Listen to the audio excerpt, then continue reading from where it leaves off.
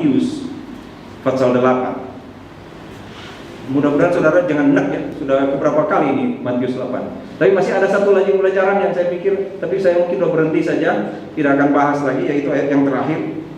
Pulanglah dan jadilah kepadamu seperti yang kau percaya. Masih ada satu ayat itu, karena hari ini kita masih mau bicara tentang dari ayat yang ke-7 sampai yang ke-12 ya. Matius pasal 8. Tadi dibaca dari ayat 5 sampai 13. Kita ini mau bicara tentang perwira dan Tuhan, perwira dan hambanya, perwira dan Israel. Lalu kita akan aplikasikan dalam hidup kita. Minggu kemarin kita sudah bicara tentang perwira yang dengan rendah hati datang pada Tuhan karena dia tahu siapa dia. Siapa dia? Tuhan, saya tidak pantas menerima Tuhan di rumah saya. Katakan satu kata saja, aku tidak layak menerima Tuhan di dalam rumahku. Katakan saja sepatah kata, maka hambaku itu akan sembuh. Saya tidak pantas, kenapa? Kalau saya datang mengunjungi pasukan, kalau saya datang ke satu daerah, orang-orang menyambut saya. Kalau panglima saya, komandan saya, jenderal saya yang datang dari Roma, maka saya harus sambut dia dengan meriah. Sedangkan Tuhan lebih dari siapapun, Tuhan lebih dari apapun. Jadi saya tidak punya kesempatan membuat penyambutan yang meriah. Dan dengan apa saya sambut tidak pantas. Yang ada di dunia ini tidak pantas saya gunakan untuk menyambut engkau, karena engkau terlalu mulia. Itu yang dimaksud dengan aku tidak pantas menerima Tuhan di rumahku. Bagaimana saya menyambut engkau? Semua kemuliaan yang ada pada saya tidak pantas untuk menyambut engkau. Bahkan semua kemuliaan yang ada di dunia ini tidak pantas untuk menyambut engkau. Engkau terlalu mulia. Apa yang akan saya buat untuk menyambut? Saya tidak pantas. Saya cuma ada di kakimu. Saya lebih rendah dari hamba saya. Hamba saya sakit. Saya datang padamu, meminta padamu. Saya mewakili hamba saya. Dia terlalu rendah, saya akan lebih rendah dari hamba saya. Saya datang padamu, dan engkau dengan begitu mulia katakan kepada saya akan sembuhkan hambamu. Saya akan datang ke rumahmu. Tuhan, hamba tidak pantas menerima. Hamba tidak punya sesuatu yang dapat dipakai untuk menyambut engkau. Tidak ada sesuatu dalam diri hamba untuk menerima engkau di rumah hamba. Tidak dapat. Itu kata yang dipakai oleh perwira itu ketika Tuhan katakan, aku akan datang menyembuhkan. Tuhan, katakan satu kata saja. Tidak ada kemuliaan di dunia ini yang dapat menyambut engkau. Perwira itu tidak tahu orang yang dia hadapi, Allah yang dia hadapi itu adalah Allah yang lahir di kandang binatang, yang pada waktu dia datang ke dalam dunia tidak ada satupun yang menyambutnya. Semuanya pura-pura tidur dan menutup pintu, membiarkan Maria yang hamil tua itu masuk ke kandang binatang. Dan Tuhan juru selamat orang Israel itu lahir di kandang binatang. Anak-anak kerajaan itu tidur lelap pada malam itu. Tidak ada yang tahu sang juru selamat sudah datang. Sudah datang di Bethlehem. Tetapi yang menyambut dia, yang memberitahu tentang kedatangan dia adalah para malaikat yang mulia dari surga datang, memberitahu kepada orang-orang Ina di padang. Tidak ada yang menyambut Tuhan. Dan hamba itu terbalik. Dia bukan tidak ada yang menyambut. Kalau hamba itu, saya tidak pantas. Tidak ada sesuatu yang dapat saya banggakan Tuhan untuk menyambut engkau. Kalau saya pergi PA pada hari Jumat, saya akan berpakaian apa yang paling bagus saya punya. Atau kalau saya pergi PA, satu waktu saya sadar, saya mau pakai sebagus apapun, tetapi kalau saya datang di tempat PA itu, yang paling bagus yang saya punya Itu mungkin yang paling jelek yang mereka punya. Jadi mendingan saya pakai yang jelek saja. Tapi yang jelek yang saya punya itu masih bagus, saudara. Ya. Jadi kadang-kala saya mau tampil, saya waktu itu saya udah gaya banget, rambut sudah saya ini, udah pakai wangi di mana-mana, sudah pakai gaya. Saya mau ketemu Raffi Ahmad. Pas ketemu, saya paling jelek. Tapi kalau di hadapan Ibu Yosi, saya paling cakep kan. Raffi Ahmad putus. Ya kan?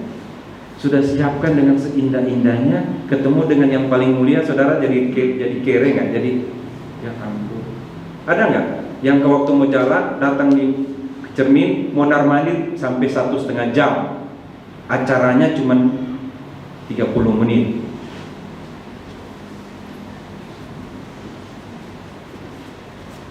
Sudah ke sana balik lagi.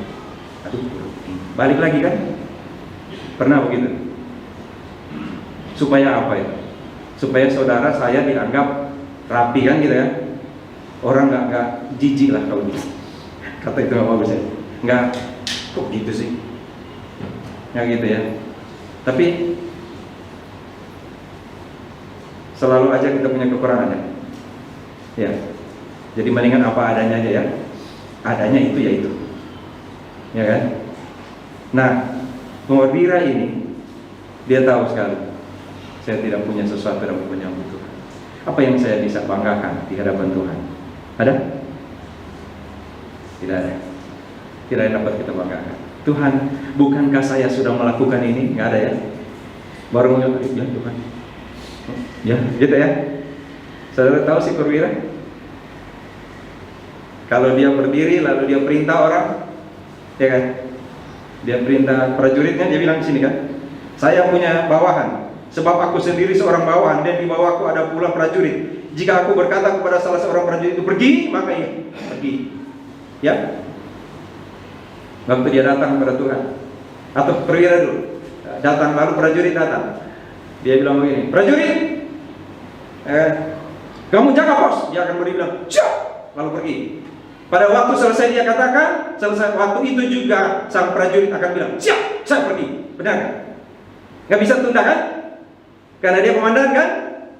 Nggak bisa. Bagaimana Pak? Nggak ada pertanyaan.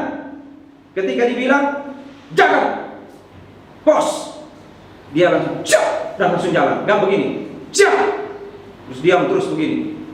Nggak. Saudara lihat gitu? Itu bawahan. Ketika dia bilang begini ke Tuhan Yesus, hambaku menderita, hambaku sakit di rumah, hambaku terbaring di rumah karena sakit lumpuh, dia sangat menderita. Saudara tahu apa yang Tuhan jawab? Siap, saya akan pergi ke rumahmu. Hebat ya? Hah? Benar ya? Hah? Dia belum selesai mengeluarkan kata-katanya, baru dia selesai, Tuhan langsung bilang, aku akan pergi. Tuhan menempatkan diri sebagai prajurit di bawah seorang perwira. Bisa lihat? Dan itu yang kita mau kan? Kalau kita bilang kepada Tuhan, Tuhan, saya mau begini, harusnya Tuhan bilang, siap Sony, saya segera laksanakan. Begitu kan? Yang minggu lalu saya katakan, baru setelah itu Pak Sony akan bilang begini, lu lihat Andia, Papa yang ngomong. Coba lihat kan?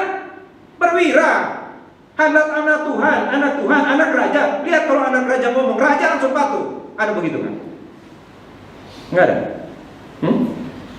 Jadi perwira ini hebat sekali kan?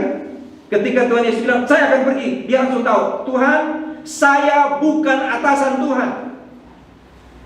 Ya, saya tidak pantas menerima. Siap, nggak pantas Tuhan, karena saya datang di kakimu, saya datang padamu, saya tidak datang untuk membawa perintah, saya datang dengan permohonan.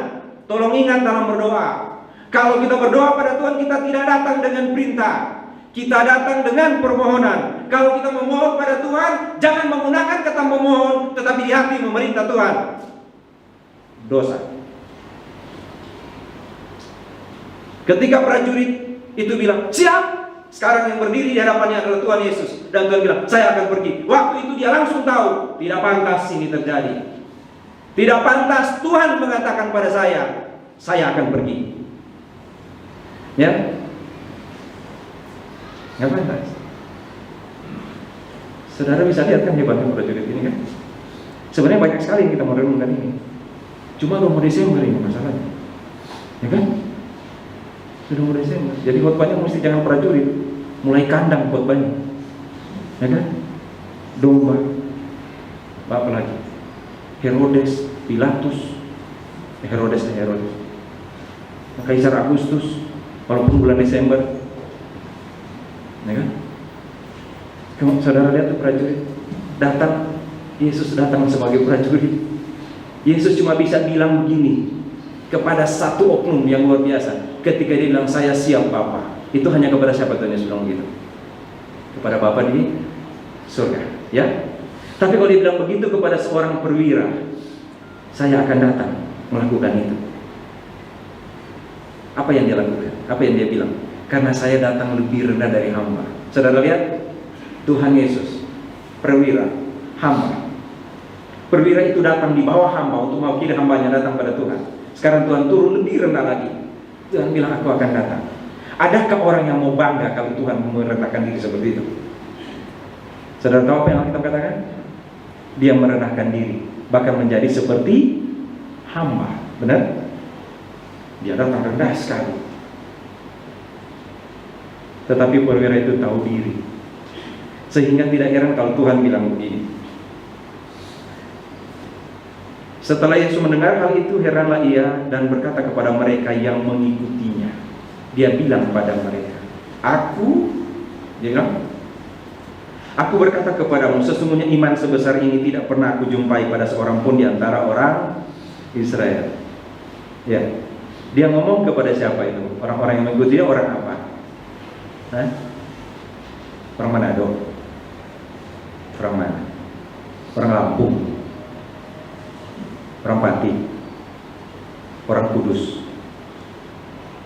Orang Israel? Dia bilang gini, aku tidak dapati iman seperti ini di antara orang Israel. Yang ikut dia orang Israel bukan? Orang Israel. Harusnya malu kan mereka kan? Ya kan? Saya tidak pernah dapati iman seperti ini di antara kalian sekalipun. Nah loh. Oh, kalau dia datang di sini, lalu dia datang sini, woi, kamu sudah belajar dari seorang perwira? Ya, BSD. Saya tidak dapati iman itu ada di antara kalian. Saudara mau bilang apa? Mau bilang Tuhan tega banget sih Tuhan. Apa sih yang kurang? Coba lihat saya Tuhan. Saya serahkan semuanya Tuhan. Setiap hari saya melakukan ini. Bayangkan kalau dia bilang gitu ya. Kita mau bela diri. Hah? Kita mau bilang nggak begitu kali Tuhan. Masa sih nggak ada satupun yang baik pada saya? Tuhan bilang nggak ada. Kalian orang berdosa? Apa kalau orang berdosa? Ada yang baik di orang berdosa? Nggak ada. Tidak ada yang baik. Tidak ada satupun yang baik. Jadi apa yang kita mau banggakan? Dia bilang, saya tidak dapatkan iman seperti ini di antara orang Israel, termasuk kamu. Orang Israel aja nggak punya iman begitu, apalagi orang di BSD, ya kan? Apalagi orang yang ibadah di sini, nggak pasti nggak punya iman seperti itu. Iman seperti itu gimana? Yang tadi dari bawah merendahkan sampai ke bawah. Kita jangankan orang Minang, baru nggak sempat salaman aja dia bilang, Pak Soni, saya datang gereja tapi kok itu ibu nggak salaman saya ya? Sombong sekali. Orang Kristen apaan begitu? Salam aja nggak Pak? Lihat saya aja enggak? Saya bilang apa kira-kira kalau ada protes begitu? Ya ibu nanti saya tegur. Saya panggil ibu jangan tegur itu. Hei, kenapa ibu nggak tegur ibu ini? Ibu itu bilang, lah, ibu itu juga nggak tegur saya. Memang dia siapa? Dia juga nggak tegur saya. Terus saya mau panggil siapa kira-kira kalau jadi begitu? Saya langsung bilang, jadilah rendah. Nah, ada yang masih dari jauh udah begini tangannya, baru buka pintu, udah mau salaman. Itu namanya JJ sama Al. Belum buka pintu, Pak Soni. Terus saya bilang tadi, sekarang COVID lagi naik, J. Dia tanya, emang naik berapa? Nggak tahu, pokoknya lagi naik. Emang naiknya kemana? Maksudnya begini, J. Orang yang kena COVID itu banyak. Oh, Jadi pakai masker. Nanti JJ lihat kalau ada om-om, tante, oma, opa nggak pakai masker, bilang pakai masker. Terus dia dengan gayanya, Pak Sony nggak pakai masker, itu baru Pak Sony sadar. Enak sekali berkata-kata, lupa kalau tidak melakukan. Ya kan? Saya tidak dapati iman seperti itu. Karena orang Israel imannya seperti apa ya? Kalau orang Israel itu imannya begini, saya ini anak kerajaan, kami ini anak Abraham. Jadi pantas kalau kami menerima yang baik-baik dari Tuhan. Ya kan? Tuhan sudah tuntun nenek moyang kami dari Mesir sampai Kanaan dengan hebat sekali Tuhan tuntun. Sekarang kami sudah di negeri perjanjian. Jadi kami pantas kalau menerima semua yang indah dari Tuhan. Pantas kami terima. Ya kan? Padahal mereka lupa bahwa waktu Tuhan datang di kandang binatang nggak ada satupun yang datang. Ya kan? Mereka nanti datang pada Tuhan waktu Tuhan menyembuhkan orang, baru mereka datang. Waktu mereka lapar, mereka datang pada Tuhan. 5.000 orang laki-laki datang pada Tuhan seperti itu. Baru mereka bilang, ini nabi hebat. Ini nabi hebat. Itu orang Israel. Mereka merasa mereka pantas menerima sesuatu dari Tuhan. Itu mental-mental Yahudi, mental-mental Farisi, mental-mental ahli Taurat. Kami pantas duduk paling depan. Itu nggak terjadi di BSD. Karena kalau BSD duduk paling belakang. Walaupun sudah penuh di belakang, numpuk kalau numpuk, duduk paling belakang. Itu rendah hati apa mau buka-buka HP sebenarnya? Kalau duduk paling belakang. Kalau Israel enggak, duduk paling depan. Mereka mesti duduk paling depan, pakai baju yang mantap supaya dihormati kan. Rabi, dia cuma begini. Wih, sekali kan? Pak Pendeta, Shalom. Asik Pak. Kapan ya jadi pendeta begitu ya? Pak Pendeta. Ya. Israel begitu, itu mental-mental itu. Kami anak Tuhan, kami anak raja, kami bangsa pilihan, kami seperti ini. Satu yang mereka lupa, kami anak Adam. Apa itu anak Adam? Kami anak orang durhaka, kami anak pendosa, benar kan? Bangga di tengah anak Abraham, dia lupa ada di atas siapa? Ada anak Adam. Nah, benar? Karena dosa Adam semua berdosa. Ternyata itu ya, masih bangga dia. Tapi beda Pak. Kalau kami beda. Itu orang Israel. Ya. Jangan dikira orang Israel jelek. Ini cuma karena di sini. Tetapi tahu nggak, ketika Tuhan bilang begini ke mereka, aku berkata kepadamu, banyak orang akan datang dari timur dan barat dan duduk makan bersama-sama dengan Abraham, Ishak dan Yakub dalam kerajaan surga. Sedangkan anak-anak kerajaan itu akan dicampakkan ke dalam kegelapan yang paling gelap. Di sanalah akan terdapat ratap dan kertak gigi. Beda dengan di mana? Beda dengan duduk makan dengan Abraham, Ishak dan Yakub ya. Kalau tidak duduk dengan mereka, maka ada ratap dan kertak gigi ya. Jadi cuma begini. Kalau tidak ada di sini, maka ada di sini. Kalau tidak bersama-sama dengan Tuhan, maka engkau berada di luar Tuhan. Apa yang terjadi kalau seperti itu? Ada ratap dan kertak gigi. Ada kesakitan yang luar biasa. Engkau kira engkau penting di Israel. Kenapa? Karena mereka tidak punya iman seperti perwira. Punya iman yang merasa saya paling di bawah, dan biar Tuhan sendiri akan mengangkat. Ketika kita punya hati seperti itu, Tuhan yang akan bilang, lihat dia punya iman. Kira-kira perwira langsung membusungkan dada? Enggak kan? Dia kan gak langsung ngomong itu, ya kan? Benar kan? Perwira itu bilang apa? Tuhan, katakan satu kata saja supaya hambaku sembuh. Maksudnya begini Ibu Bapak, Tuhan, kalau engkau sembuhkan hamba saya, cukup itu saja. Selebihnya berilah saya kesempatan untuk mengurus hamba saya. Ada nggak orang berdoa seperti itu? Tuhan, sembuhkan saudara saya dan beri saya kesempatan untuk mengurusi dia sampai selesai. Minggu lalu saya katakan kepada anak-anak, masih ingat? Tuhan sudah membuat engkau seperti sekarang. Adakah anak-anak yang akan bilang, Tuhan, ketika orang tua saya menjadi tua, biarlah saya diberi kesempatan untuk mengurus mereka, karena mereka sudah mengurus saya sampai sekarang. Ada yang mau berdoa begitu? Nggak usah. Kalau tidak seperti itu, siap-siap menjadi anak dur. Kalau saya, ya, dia bilang pada Tuhan, Tuhan, saya tidak bisa datang. Sebutkan satu kata saja. Artinya dia lagi bilang, suruh saya pulang Tuhan, dan beri saya kemampuan untuk mengurus hamba saya. Mulia sekali. Orang Israel punya itu? Nggak punya. Ya, beri saya kesempatan Tuhan. Ketika Engkau jawab doa saya, ketika Engkau memberi pada saya sesuatu, beri saya kesempatan untuk mengurusi orang-orang yang saya kasihi dan mengurusi orang yang mengasihi saya.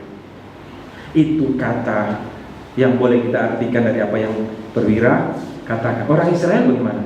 Mereka menolak Tuhan.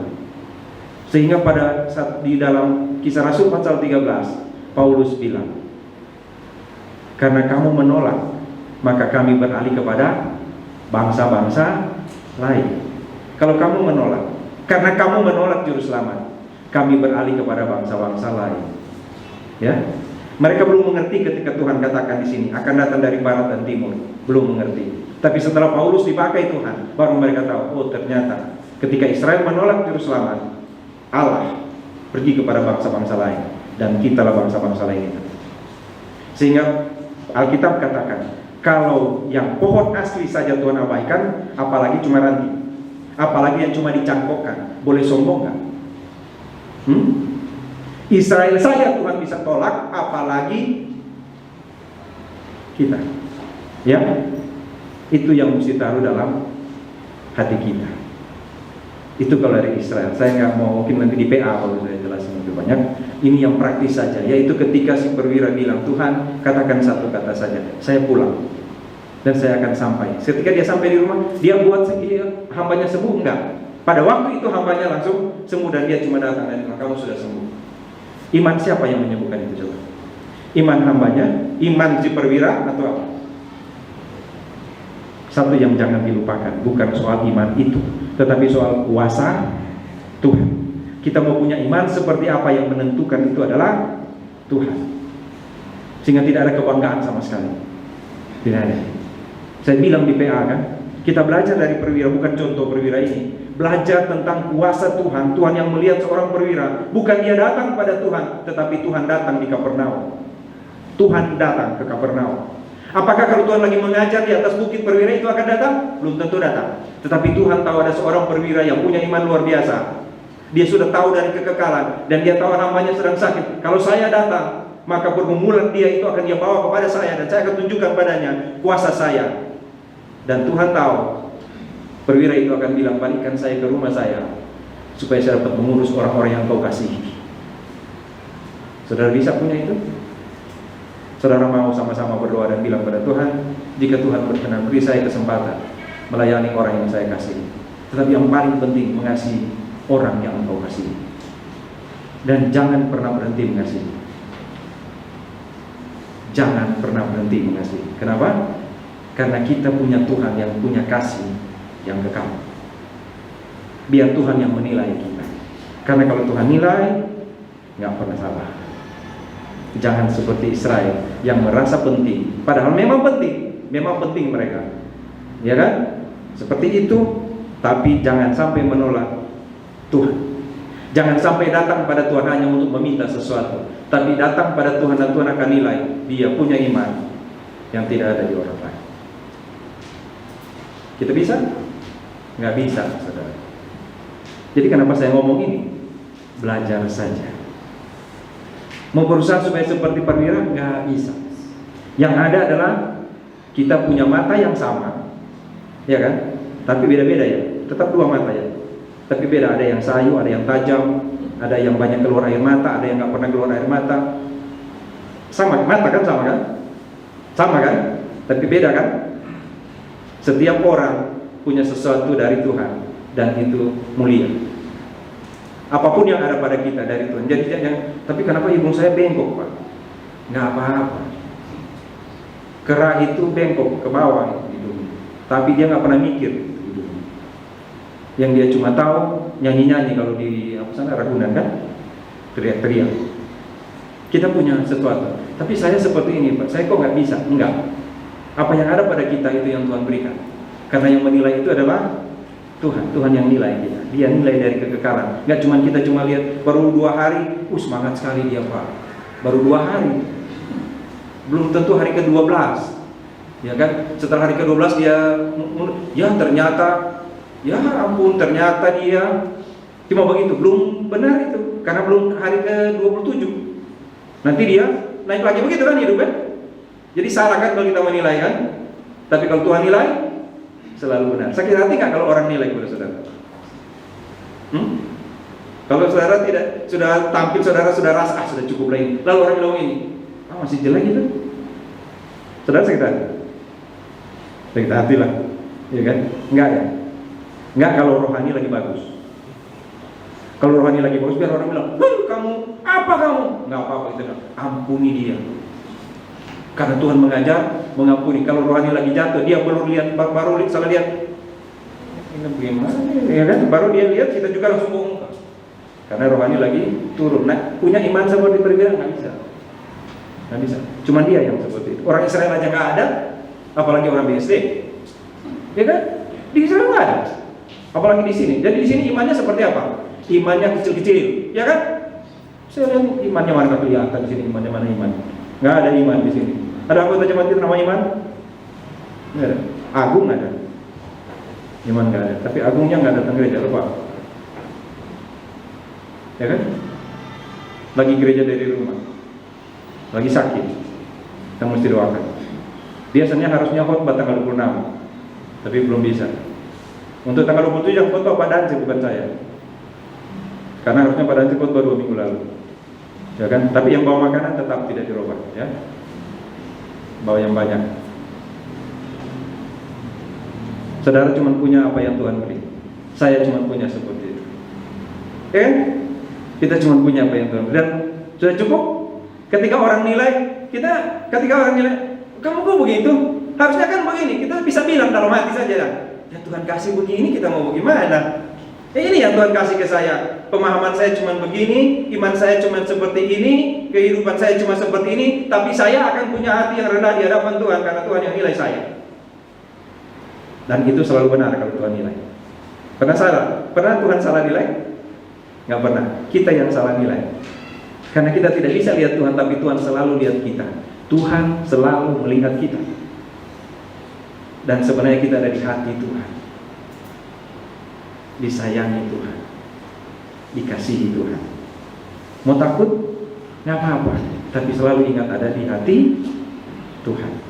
Saya tidak pantas Tuhan memberi sesuatu padamu. Lalu kita bilang kalau begitu nggak usah beri. Bukan begitu maksud saya. Bukan itu yang dimaksud dengan perwira. Maksudnya saya tidak punya sesuatu yang bisa dibanggakan Tuhan. Apa yang ada pada saya, seluruhnya pun saya berikan padamu, itu tidak dapat membuat saya bangga. Tetapi kalau engkau nilai saya, engkau pasti tenang. Permohonan saya, kembalikan saya ke rumah saya untuk melayani orang-orang yang engkau kasih.